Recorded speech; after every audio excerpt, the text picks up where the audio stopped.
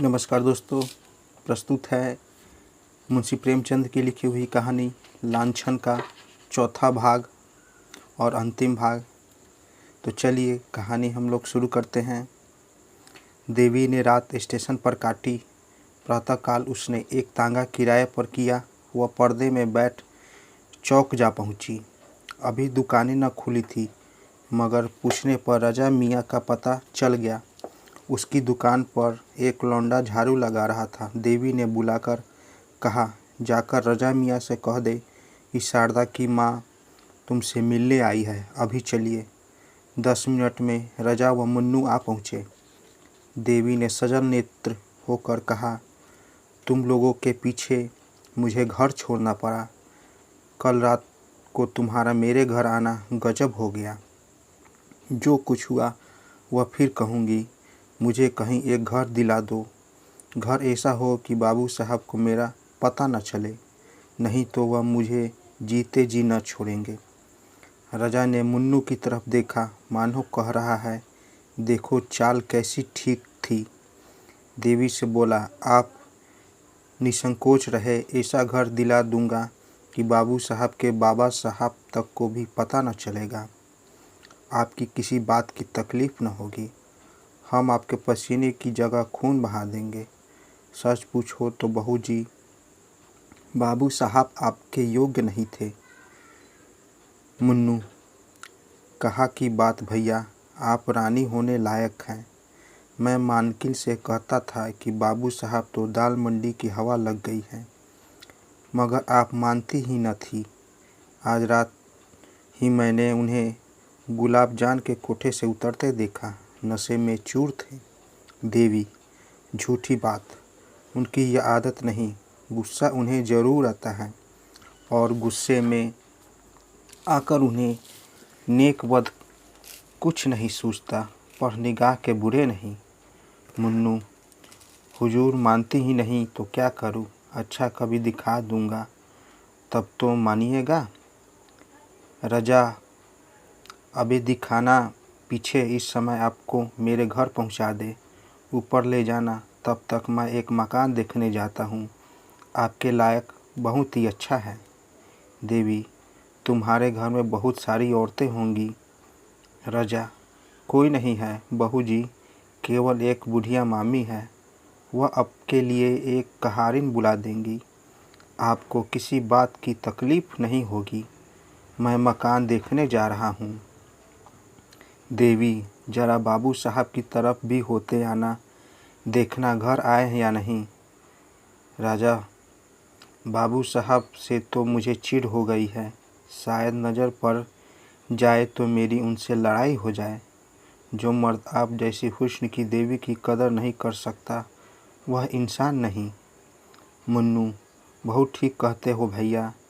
ऐसी शरीफजादी को पता नहीं किस मुंह से डांटते हैं। मुझे इतने दिन सरकार की गुलामी करते हो गए, कभी एक बात न कही। रजा, मकान देखने गया वह तांगा रजा के घर की तरफ चला। देवी के मन में इस समय एक शंका का आभास हुआ, कहीं ये दोनों सचमुच सोहदे तो नहीं।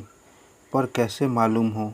यह सत्य है कि देवी ने जीवन पर्यंत के लिए स्वामी का परित्याग किया था, मगर इतनी ही देर में उसे कुछ पश्चाताप होने लगा था। अकेली एक घर में कैसी रहेगी, बैठी बैठी क्या करेगी, यह कुछ उसकी समझ में नहीं आता था। उसने दिन में कहा, क्यों न घर लौट चलूं, ईश्वर करे वह अभी घर न आए हो। मुन्नू से बोली, तुम जरा दौड़ कर देखो तो बाबूजी घर आए या नहीं। मुन्नू, आप चलकर आराम से बैठे, मैं देख कर आता हूँ। देवी, मैं भीतर न जाऊँगी। मुन्नू, खुदा कसम खा के कहता हूँ, घर बिल्कुल खाली है। आप हम लोगों पर शक करती हैं। हम तो वह लोग हैं कि आपका आदेश पाएं तो आग में कूद पड़े। देवी इक्के से उतरकर भीतर चली गई। चिड़िया एक बार पकड़ आने पर भी फरफराती, किंतु पैरों में लाशा लगे होने के कारण उड़ न सकी, तथा शिकारी ने उसे अपनी झोली में रख लिया। वह अभागिनी क्या फिर कभी आकाश में उड़ेगी? क्या फिर उसे डालियों पर चहकना नसीब होगा? श्याम किशोर सवेरे घर लौटे तो उनका मन शांत हो गया था। उन्हें शंका हो रही थी कि कदाचित देवी घर में नहीं होगी। द्वार के दोनों पट खुले देख तो कलेजा सन्न हो गया। इतने सवेरे किवाड़ का खुला रहना अमंगल सूचक था। एक पल द्वार पर खड़े होकर भीतर की आहट ली। कोई आवाज़ न सुनाई दी। आंगन में गए, वहाँ भी सन्नाटा। ऊपर चारों ओर सुना। घर काटने को डर रहा था। श्याम किशोर ने अब जरा सतर्क होकर देखना शुरू किया। संदूक में रुपए नदारद, गहने का संदूक भी खाली। क्या अब भी भ्रम हो सकता है? कोई गंगा स्नान के लिए जाता है तो घर के रुपए उठाकर नहीं ले जाता। वह चली गई। अब इसमें लेश मात्र भी संदेह नहीं था। यह भी मालूम था कि वह कहाँ गई होगी। शायद इसी समय लपक कर जाने से वह वापस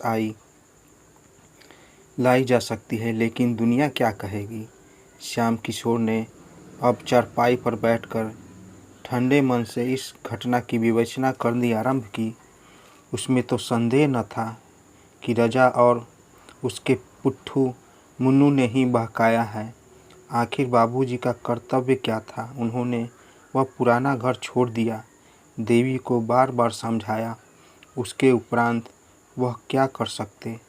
क्या मारना अनुचित था? यदि एक क्षण के लिए अनुचित ही मान लिया जाए तो क्या देवी को इसी प्रकार घर से निकल जाना चाहिए था?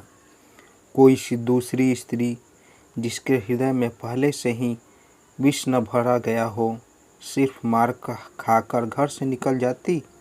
अवश्य ही देवी का मन कुलसित हो गया है। बाबू साहब ने फिर सोचा, अभी थोड़ी देर में महरी आएगी। वह देवी को घर में न देखकर पूछेगी तो क्या उत्तर दूंगा? दम के दम में सारे मोहल्ले में यह खबर फैल जाएगी। हाय भगवान, क्या करूं? श्याम किशोर के मन में इस समय जरा भी पश्चाताप, जरा भी दया न थी। यदि देवी किसी तरह उन्हें मिल सकती तो वह उसकी हत्या कर डालने में जरा भी संकोच न करते। उसका घर से निकल जाना, चाहे आवेश के अलावा उसका और कोई कारण न हो, उसकी दृष्टि में अक्षम्य था। क्रोध बधुआ विपरीत का रूप धारण कर लिया करता है। श्याम किशोर को संसार में घृणा हो गई। जब अपनी पत्नी ही धोखा कर जाए तो किसी से क्या आशा की जाए। जिस स्त्री के लिए हम जीते भी हैं तथा मरते भी, जिसको सुखी रखने के लिए हम अपने प्राणों का बलिदान तक कर देते हैं, जब वह अपनी न हुई तो फिर दूसरा कौन अपना हो सकता है? इस स्त्री को प्रसन्न करने हेतु उन्होंने क्या नहीं किया। घर वालों से लड़ाई की, भाइयों से रिश्ता तोड़ा, यहाँ तक कि वे अब उसकी सूरत भी देखना नहीं चाहते। उसकी कोई ऐसी इच्छा न थी जो उन्होंने पूरी न की हो। उसका जरा सा सिर भी दुखता था तो उनके हाथों में तोते उड़ जाते थे। रात की रात उनकी सेवा सुमना में बैठे रह जाते थे। वही स्त्री आज उन्हें धोखा दे गई। केवल एक गुंडे के बहकावे में आकर उनके चेहरे पर कालिख लगा गई। गुंडों पर इल्ज़ाम लगाना तो एक प्रकार से मन को समझाना है। उसके मन में खोट न हो, उसे कोई क्या भाषा बहका सकता है। जब इस स्त्री ने धोखा दिया तो फिर समझना चाहिए कि संसार में प्रेम व विश्वास का अस्तित्व ही नहीं, वह केवल भावुक प्राणियों की कल्पना मात्र है। ऐसे संसार में रहकर दुख और दुराशा के अतिरिक्त और क्या मिलता है? हाँ दुष्ट, ले जा, आज से तू स्वतंत्र है, जो चाहे कर। अब तेरा कोई हाथ पकड़ने वाला नहीं रहा। जिसे तू प्रियतम कहते नहीं थकती थी, उसके साथ तूने यह कुटिल व्यवहार किया। यदि चाहूँ तो तुझे अदालत में घसीटकर इस पाप का दंड दे सकता हूँ, मगर क्या लाभ? इसका फल तुझे ईश्वर देगा। श्याम किशोर चुपचाप नीचे उतरे, न किसी से कुछ कहा न सुना, द्वार खुले छोड़ दिए और गंगा तट पर की तरफ चले गए। तो दोस्तों, कैसी लगी कहानी? कहानी अच्छी लगी हो तो मेरे चैनल को सब्सक्राइब ज़रूर करें। तो चलते हैं, मिलते हैं अगले वीडियो में एक नई कहानी के साथ। तब तक के लिए नमस्कार।